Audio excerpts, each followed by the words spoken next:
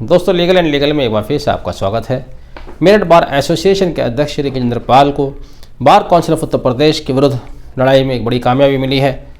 दरअसल bar council of Uttar Pradesh द्वारा 19 दिसंबर 2022 को मेरठ बार एसोसिएशन की कार्यकारिणी को भंग कर दिया गया था और इस तरह से उन्होंने मेरठ बार एसोसिएशन के अध्यक्ष और समस्त कार्यकारिणी को भंग कर दिया था, अप्रत्यक्ष रूप से भंग कर दिया था, जिसके विरुद्ध गजेंद्र पाल बार काउंसिल ऑफ इंडिया गए। बार काउंसिल ऑफ इंडिया में उन्होंने एक रिट पिटीशन फाइल की, जिसके साथ साथ मिसलेनियस रिट पिटीशन 14/2022 फाइल की, जिसके साथ साथ स्टे पिटीशन संख्या 7/2022 भी दाखिल की थी। इसी स्टे पिटीशन 7/2022 में कल दिनांक 28 दिसंबर 2022 को बार काउंसिल ऑफ इंडिया द्वारा आदेश जारी किया गया है। अपने जारी आदेश में बार काउंसिल ऑफ इंडिया द्वारा कहा गया है कि बार काउंसिल ऑफ यूपी द्वारा दिए गए एक तरफा आदेश को स्टे किया जाता है, स्थगन दिया जाता है। दरअसल मैं आपको याद दिला दूं कि मेरठ बार एसोसिएशन के कुछ अधिवक्ता साथियों ने ही नवंबर माह के आखिरी सप्ताह में बार काउंसिल ऑफ इंडिया को लिखित शिकायत कर कहा था कि मेरठ बार एसोसिएशन द्वारा अभी तक चुनाव की प्रक्रिया जारी नहीं की गई है, जबकि समस्त बार एसोसिएशन द्वारा चुनाव प्रक्रिया जारी कर दी गई है। बार काउंसिल ऑफ इंडिया के निर्देश के अनुसार भी दिसंबर के तीसरे सप्ताह तक समस्त बार एसोसिएशन के चुनाव संपन्न हो जाने चाहिए। इस पर bar council of Uttar Pradesh द्वारा संज्ञान लेते हुए 17 दिसंबर 2022 को मेरठ बार एसोसिएशन के अध्यक्ष तथा महासचिव को तलब किया गया। उनसे कहा गया था कि 17 दिसंबर को कार्यालय में उपस्थित होकर वह बताएं कि उन्होंने चुनाव के संबंध में क्या तैयारियां की हैं। उस आदेश पर भी हमने एक वीडियो बनाई थी। वह आदेश भी ऊट पटांग आदेश ही था, आदेश था या निर्देश था, उसमें खुद स्पष्ट नहीं था।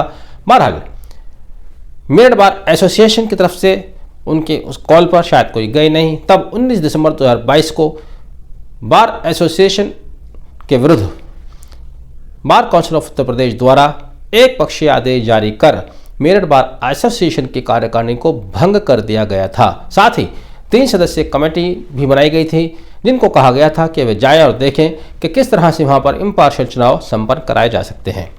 उसी आदेश के विरुद्ध स्टे एप्लीकेशन संख्या 7/2022 में बार काउंसिल ऑफ इंडिया द्वारा आदेश जारी किया गया है। बार काउंसिल ऑफ इंडिया द्वारा कहा गया है कि यूपी बार काउंसिल द्वारा पिछले साल जब चुनाव में धांधली को लेकर कोई वाद उत्पन्न हुआ था, तब बेवजह उन्होंने उसमें इंटरफेयर किया और उन्हीं के इंटरफेयर करने की वजह से मेरठ बार एसोसिएशन के चुनाव तथा नई कार्यकारिणी की ओथ शपथ 2 से 3 महीने डिलेड हुई थी।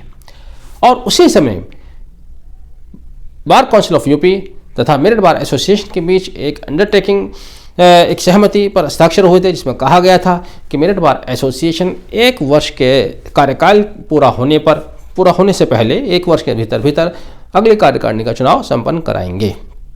लेकिन अब 1 साल वहां पर उन्होंने लिया अपने पिछले एक दिशा निर्देश के अनुसार, डायरेक्शन के अनुसार कि साहब दिसंबर तक आपके चुनाव संपन्न हो जाने चाहिए।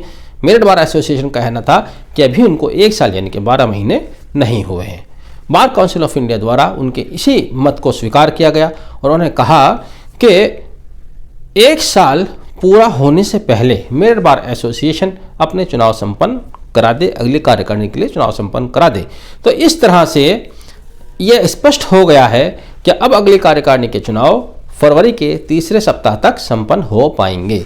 यानी कि अभी ये माना जा रहा था कि किसी भी समय मेरठ बार एसोसिएशन की वर्तमान कार्यकारिणी द्वारा चुनाव की घोषणा की जा सकती है, वह अब नहीं होने वाली। ये स्पष्ट हो गया है कि मेरठ बार एसोसिएशन के चुनाव अब फरवरी माह में ही होंगे। साथ ही मेरठ बार एसोसिएशन की वर्तमान कार्य समिति को, जिसको bar council of Uttar Pradesh द्वारा भंग कर दिया गया था, डिसॉल्व कर दिया गया था, उनको भी बार काउंसिल ऑफ इंडिया के चेयरमैन ने अपने आदेश में कहा है कि वह अपना कार्य जारी रखें। बहरहाल ये एक बड़ी कामयाबी है।